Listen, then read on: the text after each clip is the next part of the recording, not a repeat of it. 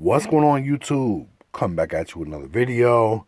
So, Nick Cannon, in a recent interview, was talking about the time he tried to hunt Eminem down in Detroit. So, this is what Nick Cannon said in this interview. He said, I went looking for that motherfucker. I went to Detroit. He don't live in Detroit. He don't live nowhere near 7 or 8 Mile. He lives in Michigan, and rightly so. He's supposed to come up. I believe it was the BET Awards. Like I said, at the time, I was managed by Chris Lighty.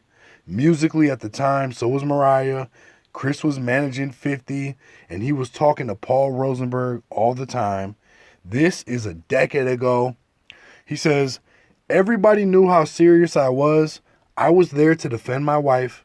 I ain't give a fuck about no lyrics. You said some disrespectful shit about my wife, and I'm going to beat your ass.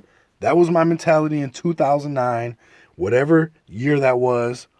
He also said he wanted to set up a boxing match for charity between himself and Eminem.